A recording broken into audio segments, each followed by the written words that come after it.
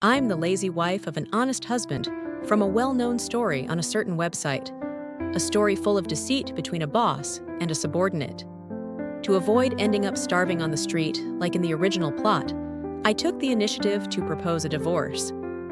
But my husband, Ethan, is nothing like the so-called honest husband in the original. I was blindfolded, bound by chains. Arielle, don't even think about leaving me. Ethan rested his head on my shoulder, hugging me tightly without saying another word. Arielle, wake up. I've made breakfast. We're having your favorite today, fried egg and tomato noodles. I even got you some mini cheesecakes. Strawberries are in season, so I washed them and left them on the table. I woke up to his gentle murmurs.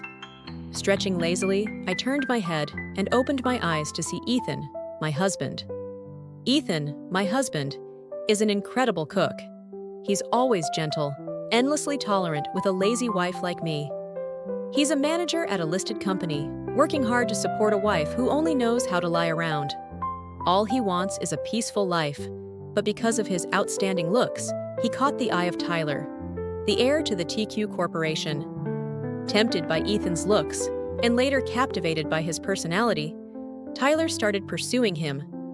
Then he threatened to quit unless Ethan complied, cornering him step by step until Ethan finally became his husband. As for me, the lazy wife, after Ethan was forced to resign, I abandoned him, sought another path, hurt him deeply, and unknowingly helped further his relationship with Tyler. Eventually, I was trapped by Tyler and ended up starving on the streets. I looked at the man in front of me, his eyes soft and glowing with warmth. Arielle, you're awake. Just leave the dishes. I'll wash them. I'm heading to work. Ethan had already changed into his suit. With his broad shoulders, the tailored outfit, Elton, Hong Kong, hugged his figure perfectly. The very image of a gentle flower boy top. He stood at the door adjusting his tie. I sat there eating the steaming bowl of noodles. The sweet-sour tang of tomato mingled with the savory aroma of fried egg. So delicious, I couldn't blame Tyler for being bewitched by just one meal. Arielle, could you help me with my tie? I looked up to see Ethan standing beside me, kneeling on one knee and leaning his head toward my hand. I stepped closer and straightened his collar. It wasn't crooked at all, but I could see the tiny red mole on his neck gently rising and falling with every breath. Later on, that little red mole would be kissed raw, again and again, by Tyler day and night. I pulled my hand away, but Ethan stopped me. He held my hand and placed it back on that very mole. I could feel the warmth of his skin, the steady rhythm of his heartbeat flowing into my palm. If Arielle wants to touch, then touch. I'm yours, Arielle. A seductive demon, beautiful and enchanting. I'm heading out now. I already made lunch and left it in the fridge. Just pop it in the microwave to heat it up. See you tonight, Arielle. The door had been shut for a while, but the warmth in my palm hadn't faded. I came back to my senses, finished my breakfast, did the dishes, then went right back to bed. I couldn't sleep. Ethan was just in the next room. Ethan tried to push Tyler away. He was panting, his voice trembling. So what? Tyler sneered. You've already lost your job. She left you. You've been dumped. Tyler shoved Ethan against the wall, trapping him with his arms. Get off me. Ethan kicked Tyler away and tried to retreat. You want me to leave? Fine. Then I'll just send these photos to Huxley. Tyler raised his phone. Ethan froze. His hands clenched. His shoulders shook slightly. He dropped to his knees. I said, get on your knees, Tyler ordered. Slowly, Ethan knelt, his posture upright, like a proud evergreen. That was exactly what Tyler loved most, breaking a proud, unyielding man like a towering pine. Good boy, Tyler said as he pressed his foot down on Ethan's shoulder. And then came a scene of brutal torment. I saw the pain on Ethan's face. The phoenix eyes that once brimmed with affection were now empty, hollow. Stop. Please. So it was just a dream. In the story, Tyler had blackmailed Ethan with photos, forcing him into becoming his lover. Ethan lived under coercion and violence. Later, he developed depression, but I didn't want the same fate for the man who sweetly cooked me breakfast, the man who held me so gently, to become some trapped, wilted soul locked in a cage. Oh, right, the photos. Tyler had drugged Ethan, then taken those photos. March 10th. That's today. Ding. I got a call. Arielle, are you up? Time for lunch. Arielle, I've got a company dinner tonight, so I'll be home a little late. Do you want me to order something for you? Don't drink too many cold things. Your period's coming up soon. My gentle husband was still fussing over me as usual. Hey, Ethan. What's wrong, Arielle? Can you not go tonight? I want to eat the food you cook. I'll cook for you tomorrow. I really have to go today. I'll even make you strawberry pudding tomorrow, okay? Fine. I hung up. Looks like I can't stop Ethan from attending the company dinner.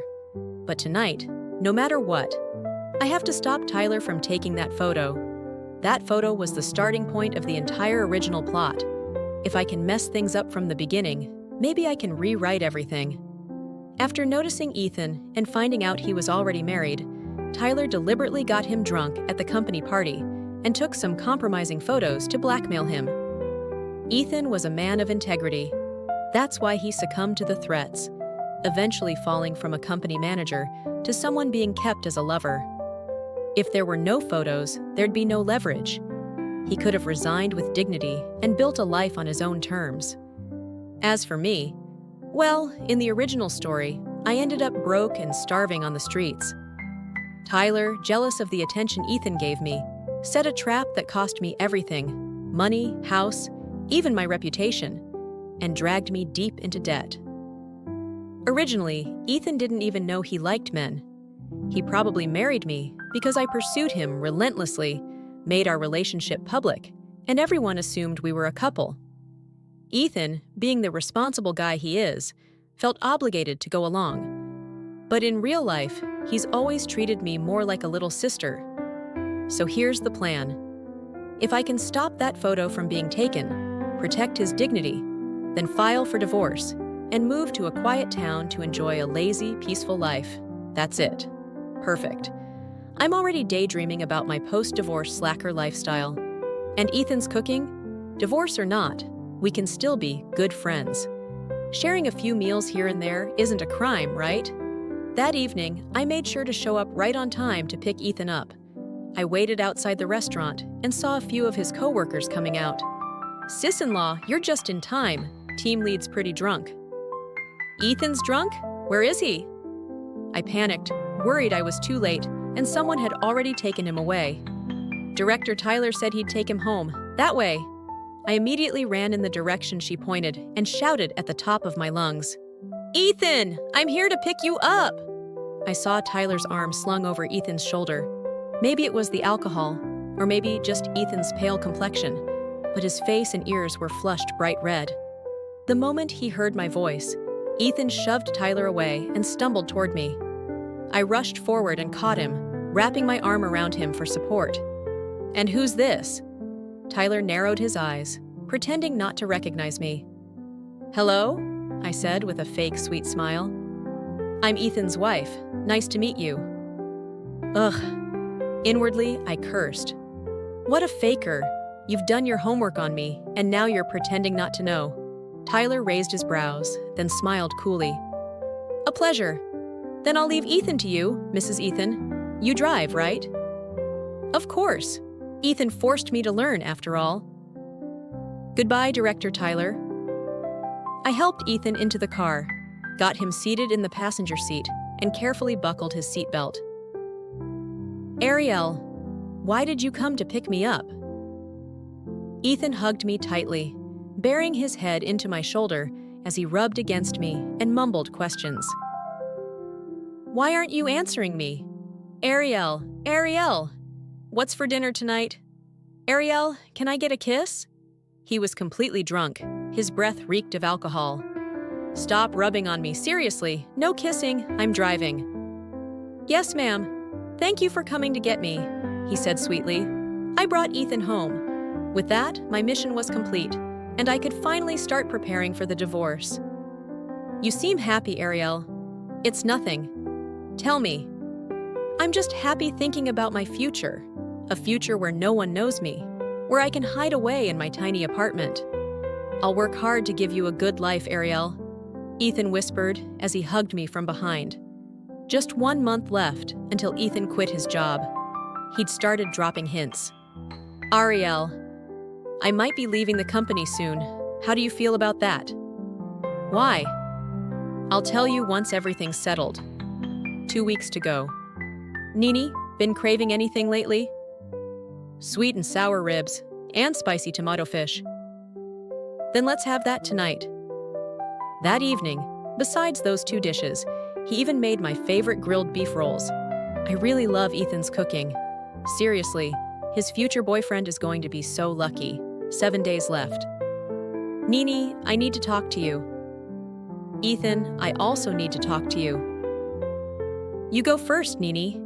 Ethan propped his chin on his hand, smiling at me gently. Ethan, I know you like men. Let's get a divorce. I plan to move to a city I actually love. He was just about to ask me which city when, wait, divorce? Like men? Ethan stared at me, stunned. I calmly sipped my bubble tea. Yeah, I know I was always just a responsibility to you. Don't worry, I won't say anything about your orientation, not to your family or anyone. You don't have to make it up to me. Arielle, I think you've misunderstood something. Ethan came closer. I could hear his heartbeat. Too close. So close it scared me. Was he about to hit me? I just saved his butt not long ago. Arielle, I don't like men. I don't know where you got that idea. Honestly, I was trying to listen to him explain, but his lips kept moving. His face was too handsome, and all I could think was, I want to kiss him. Ugh, why wasn't I born a man? Nini, why are you spacing out now of all times? Not even a shred of awareness, huh? Arielle, look at me. Do you really want a divorce? I snapped out of it. Ethan's eyes were red. Tears were falling, sliding silently down his cheeks. He grabbed my hand and placed it over his chest. Arielle, I don't like men. I don't want a divorce. I only love you. I'll always be your husband. He hugged me tightly, sobbing, repeating the same plea over and over. Don't divorce me. Please don't. So much for a clean break. Faced with Ethan crying like that, I was at a complete loss. Arielle, I really don't like men. I just don't understand how you could think that. Tears kept streaming down Ethan's face. But, isn't Tyler into you? Yes, he sighed. That's part of the reason I decided to quit. He's gay, but I'm not. I turned him down. It was always one-sided. You think I'm into men because our married life wasn't going well? I admit I've been too busy lately. Maybe I've neglected your feelings. But in the beginning, you're the one who rejected me, he added softly. You said you were scared. The more he spoke, the redder my face grew. Stop talking. Arielle, I can learn, he said quickly. Whatever you like, I'll learn. However you want it, I'll do it. Shut up, Ethan. Yes, Arielle. I really thought we could have a calm, peaceful divorce. But this had gone completely off script. This wasn't part of the original story at all. Had we really escaped the plot? Because this Ethan, this tearful, desperate Ethan, was nothing like the honest, emotionless husband from the novel. In the original story, Ethan told Arielle he was quitting his job. Arielle got angry and demanded to know why. Ethan couldn't explain. He couldn't admit he was sexually harassed by his boss, or that he had responded to a man in a way that confused him. Arielle, disappointed in his weakness, suggested a divorce. Ethan signed the papers, leaving her the house and half his savings. All of it, in silence. Okay, we won't divorce, for now, I said. But let's take a break. I need some time to think. I looked at Ethan, still crying, still saying he loved me.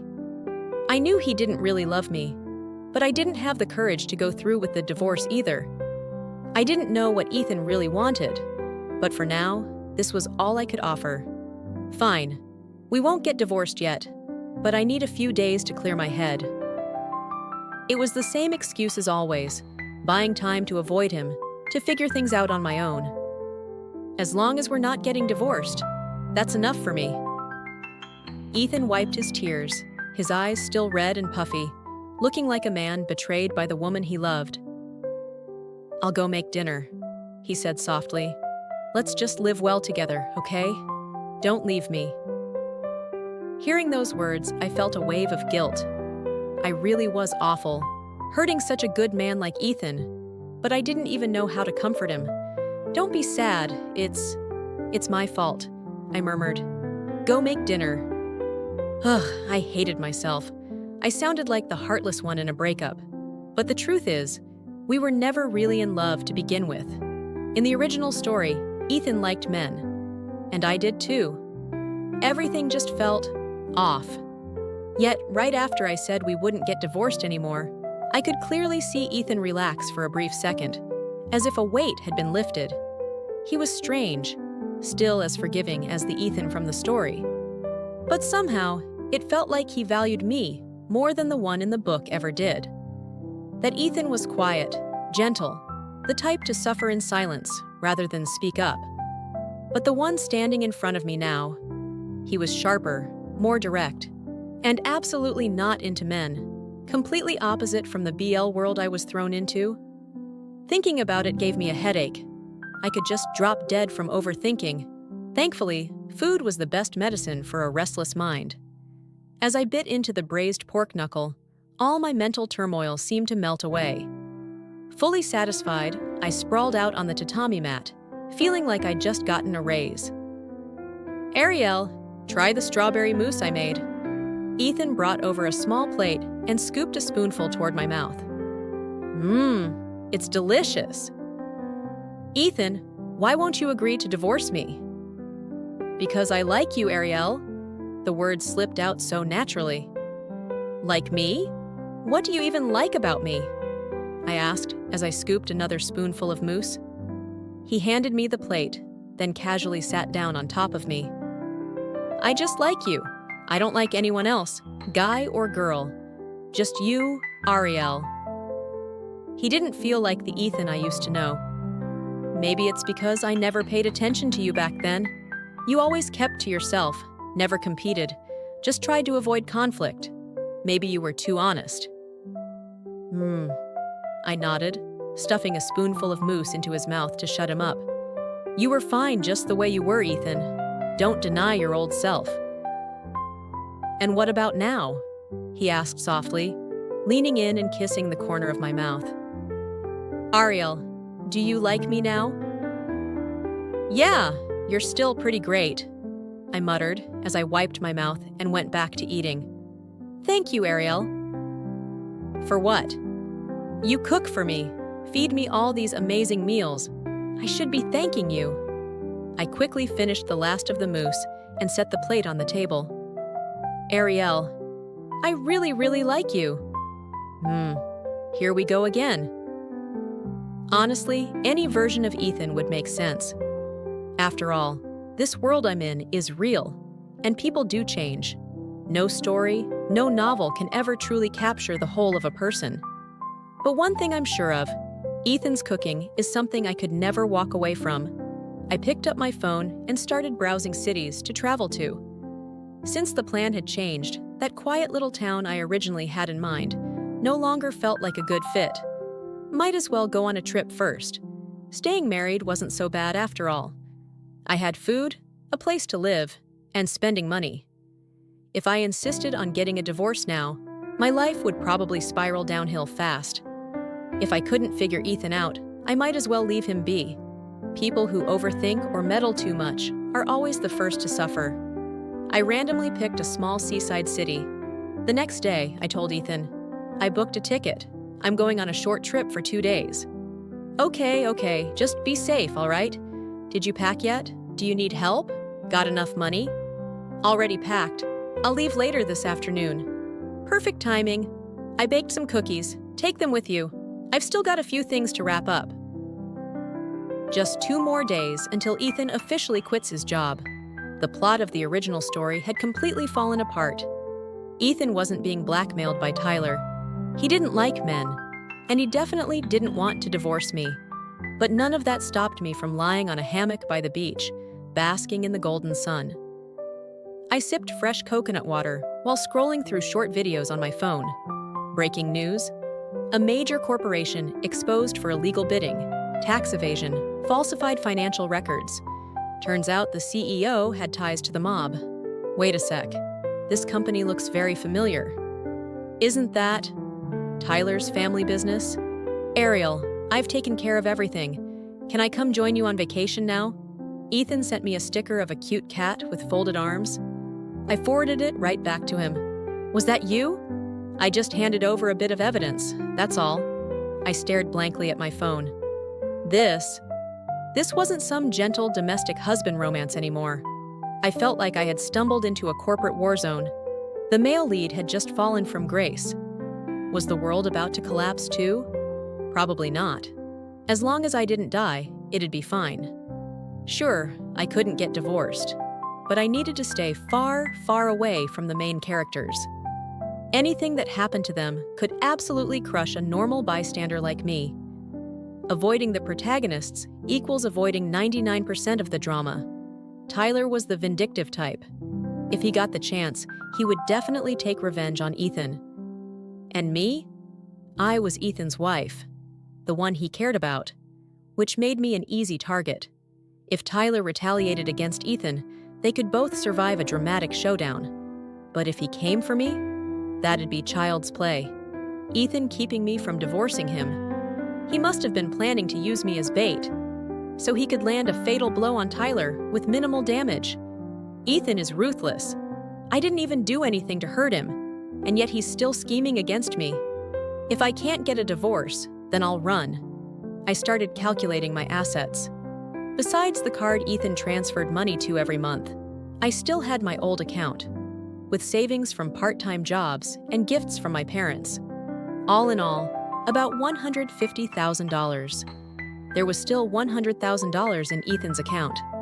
I quickly moved it into a digital wallet and then transferred it all to a payment service under my own name. Forget splitting assets after divorce. That plan was a bust. From now on, I'd have to return to the working world. Ethan, you don't have a job anymore either. I feel it's only fair I take on some of the responsibility at home. I'm going to find work. I sent Ethan a message and then blocked him immediately. I booked a bus ticket to the small town I had originally picked. I reached out to the landlord I'd been in touch with before. Honestly, $250,000 is more than enough for someone like me to live comfortably for a long time. Meanwhile, on Ethan's end, Arielle has taken up part-time work. Your message request was declined. Ethan knew Arielle was running, but this Arielle, she was different from the lazy, selfish versions he had known before. He'd lost count of how many times this had happened. He couldn't even remember when the nightmare had started. The first time, when he was blackmailed, he chose to collect evidence. The result? Tyler broke his leg and locked him in his house. To avoid further humiliation, Ethan slammed his head against the wall and died. But after dying, he woke up again, back at the beginning of the story. The second time, he prepared in advance. But just as the plot reached its critical moment, his body betrayed him. Unable to take it any longer, Ethan jumped off a building. The third time, he changed companies, even switched industries. But during a partnership negotiation, he ran into Tyler again. The story reset once more. That time, Ethan slit his wrists in the bathroom. The fourth, fifth, sixth time. No matter how many ways he tried, he couldn't escape his fate. Even with proof, he couldn't expose the truth. Changing his name and identity didn't stop destiny from bringing them together. And every time he even thought about killing Tyler first, he'd black out. There was no escape. By age 26, he would always meet Tyler. Tyler would always fall in love with him. And Tyler would always force himself into Ethan's life. Ethan never saw that as love. He found it disgusting. Since he couldn't change fate, he chose to run from it. With every rebirth, before he encountered Tyler, he would try to live a different life. Then, the day before his 26th birthday, he tried every possible way to die. He'd lost count. Maybe he'd jumped from buildings 15 times, slit his wrists 10 times, drowned 6 times, electrocuted himself 8 times. Death seemed like the only true escape. As long as he was alive, Ethan knew Tyler would eventually trap him again. But this time, something was different. Across countless lives, each looping back to the same 25 years, he had met many versions of Arielle. He had married her, begged her for help. But the weak, selfish women of those past loops always drained him dry before tossing him aside. So in the later lifetimes, he chose to stay far away from Arielle. Last time, he died by sleeping pills. But this time, he woke up, already 25. And he was married to Arielle again. But this Arielle, she wasn't like the others. And for the first time in a very long time, a small flicker of hope sparked in Ethan's heart. Maybe this time, he could survive past 26. He quietly hinted at the twists to come. He resumed gathering evidence of Tyler's crimes and secretly invested in ways he knew would pay off. Night by night, it all worked. Time passed. And then, as expected, he met Tyler again, just as he turned 26. The way Tyler looked at him, it was like fate reloading a saved game. Night after night, Ethan would jolt awake in cold sweat, staring at Arielle's sleeping face beside him.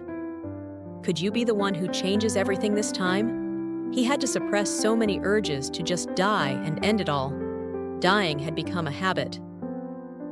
As the day of the impending disaster drew near, Ethan wondered, maybe I really can't change anything. He opened the door, ready to walk out and meet death once again. This time, he had chosen a traffic accident, planned to die right in front of Tyler. He glanced back. Arielle was sitting at the table, head down, focused on her meal. At least let her get the life insurance payout, he thought. Then suddenly, another thought popped into his head. This is the last day. Maybe I should tease my wife just once. Who knows if I'll get to see her again in the next loop. She might be a robot-like version again. Or maybe it'll be just me, all alone. Fix my collar for me, Arielle, he said. She blushed, flustered by the sudden request. Ethan silently hoped that maybe, just maybe, when she got the insurance money later, she'd cry for him, even just a little. That night, Ethan had planned for Tyler to help him into the car and then sabotage it so he'd be killed in a crash. But then he heard it. Ethan! This time, maybe things really are different. Could I live to see 27? Ethan felt an overwhelming gratitude for Arielle. He thought back to that morning, how she had blushed when he teased her. How that night, she faked being drunk just to snuggle into his arms, asking for a kiss. He thanked her for bringing him into a brand new day. He carefully organized all the evidence he had collected. Piece by piece, he distributed it to Tyler's corporate rivals and to the police. And this time, he could control his own body. He could say no to Tyler's advances. For the first time, the future was in his hands. But just as everything was finally coming together, Arielle asked for a divorce. Whether it was because she'd broken the loop or because of something else, Ethan didn't want to let her go. He was still persuading her to stay, still holding on, when everything was almost in place. And then she ran. I ran. I found a small coffee shop in a sleepy little town and applied for a part-time job. Good thing I used to practice latte art. The coffee shop only gave me half-day shifts, and the pay was low, so I planned to pick up a second job soon. 1 milk tea, please? Sure, for here or to go? Arielle. You don't even recognize my voice anymore? I looked up. It was Ethan. He looked exhausted. Bloodshot eyes, unshaven, messy hair, and dressed in a washed-out tracksuit instead of his usual sharp business suit. I've been looking for you for 3 days, Arielle. Why are you looking for me, Ethan? You're my wife. I told you, I want a divorce. Don't tell me you're still refusing just because you think you love me. I didn't want to be entangled with him anymore. I knew he wasn't the same Ethan I once knew. I looked him in the eye. Maybe the words hit a nerve. His eyes flickered slightly. "You've changed too, Arielle." He stared at me, as if both questioning and confirming something at the same time. We both knew we shared a secret neither of us had spoken aloud. "Can we sit down and talk?" "Number I'm working. Is it for here or to go?" "For here," he said. "I'm not going anywhere. I'll wait until your shift ends." I kept working, serving customers until the clock finally hit 6 p.m. "Ethan, wake up." He had dozed off at the tiny corner table. His mocha sat untouched. "Sorry, Arielle. I'm just so tired." Before I could respond, Ethan leaned against me. It was March, but the evening in this small town felt more like the thick heat of summer. "Just sleep," I told myself. I don't know why I brought him back to my place. I helped him onto the extra bed. But just as I turned to leave, Ethan grabbed my waist and pulled me close. "So, you were faking, weren't you?" "Ethan, let go of me." He let go, but then grabbed my hand instead. "What are you doing?" "Arielle, I can't be without you." Ethan started talking, pouring it all out. The despair. How I wasn't like the others before. How I saved him, though all I did was pick him up once when he was drunk. "I can give you money, a house. I'll cook for you every day. Just please, don't leave me." "But everything's over now. You said so yourself. Tyler was arrested. He's awaiting trial. I'm no longer useful to you." "No," he said. "You being here is the only reason this story could change." Ethan sat on the edge of the bed, head tilted back like he was praying. "You picking me up that night saved me. You helped me avoid the beginning of everything tragic. But that night you picked me up. Wasn't it something I orchestrated? Didn't I save myself?" Ethan asked, his voice low. "Was it really your choice to come get me? Or did you want to do it? You care about me too, don't you?" I pulled my hand away and stepped out of the room. The things Ethan promised. God, they were really tempting. If I were the old me, I would have agreed in a heartbeat. Who would say no to something that good, that easy? But then, why did I walk away? Why did I go pick up Ethan that night? To change the story, to save myself. And maybe because I didn't want to see Ethan crushed under the wheel of fate. I cared about him. I thought someone as gentle as him didn't deserve to be imprisoned or tormented. Maybe I liked Ethan, a little. Maybe it was the sweet and sour ribs. Seriously, they were that good. And maybe I was scared of him too. After stepping outside the story, would he still be the same Ethan I cared about? I honestly didn't know. Doubt piled up inside me, and my stomach growled. I was hungry. I had ordered food, but it hadn't arrived yet. There were still a few of Ethan's cookies on the table. I ate a couple to tide me over. I was exhausted, hungry, and sleepy. Before I could even eat properly, a wave of sleep hit me like a tide. My eyes started closing on their own, like I was back in school again. I dozed off. When I woke up, everything was dark. There was a blindfold over my eyes, and my hands and feet were tied. I felt a head resting on my shoulder, arms wrapped tightly around my waist. "Ethan, what the hell are you doing? Are you trying to keep me here?" "Sorry, Arielle. I just don't want you to leave." He kissed my forehead. "I ordered your favorite food. I'll feed you, okay?" "Take this off. I'll feed myself. Do you hear me?" I raised my voice, firm and clear. "Are you trying to turn into another Tyler? You of all people should know exactly what you're doing." I spoke calmly, trying to reason with him. I believed Ethan wasn't the type to force someone against their will. Rational communication solves a lot of problems. But still, Being loved in a possessive way, it's kind of intense. Not being able to see, not being able to move. It makes your senses even sharper. Ethan took my hand, gave it a little squeeze. He really liked rubbing up against me, like some clingy little puppy. I remembered what the story said. Whenever Ethan had urges, his pale skin would flush red, and the little red mole on his neck would stand out.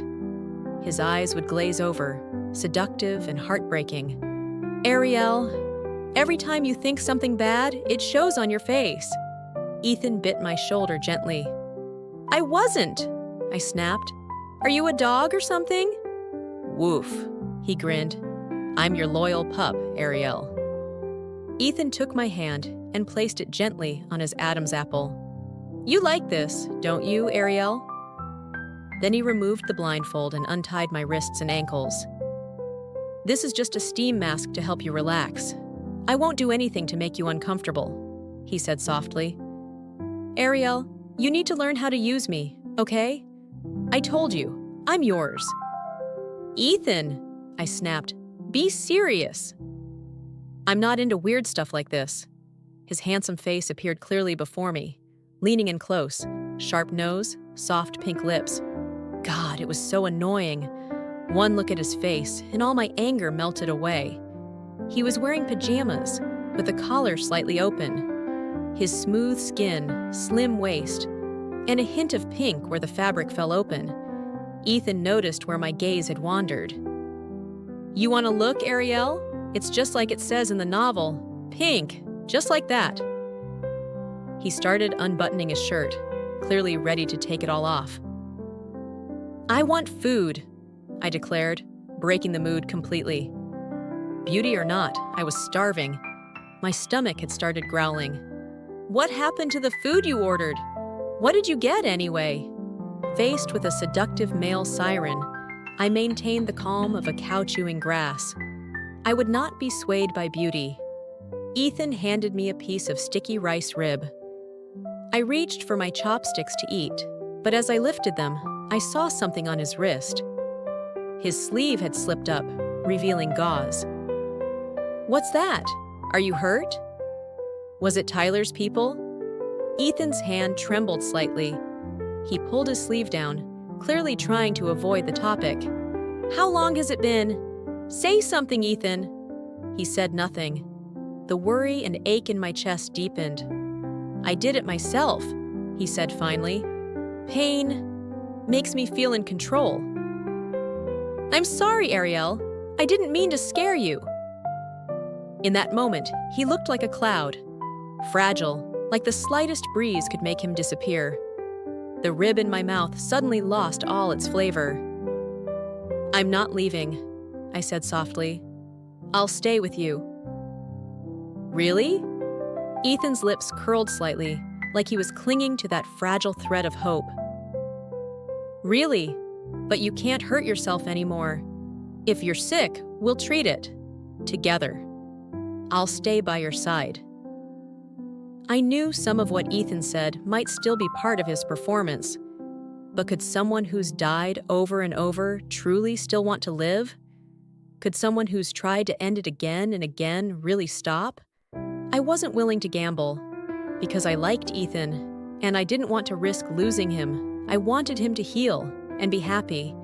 I picked up a rib and fed it to him. He looked absolutely delighted. He scooted closer, mumbling that the ribs from this restaurant weren't as good as his, then complained about how much his wounds still hurt.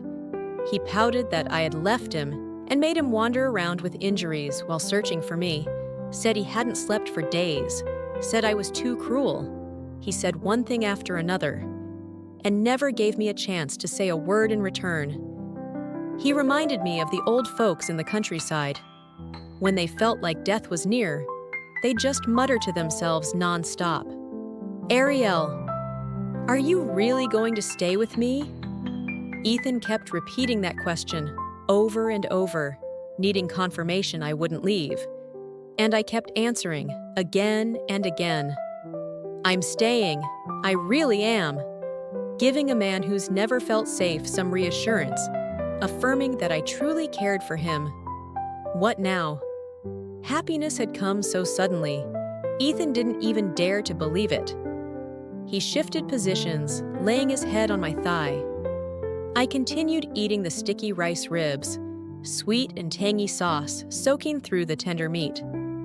The soft rice cake melted in my mouth. Beside me, I heard Ethan whispering again and again, "Arielle, I like you." "Why do you like me?" I finally asked after hearing it for the 100th time. He paused to think. I waited. What I really wanted was for Ethan to like me, not just as a plot device or a convenient presence.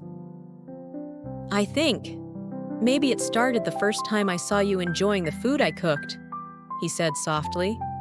He stretched, and as I glanced down, I saw that familiar red mole on his neck, fluttering gently with every breath, beating like a drum.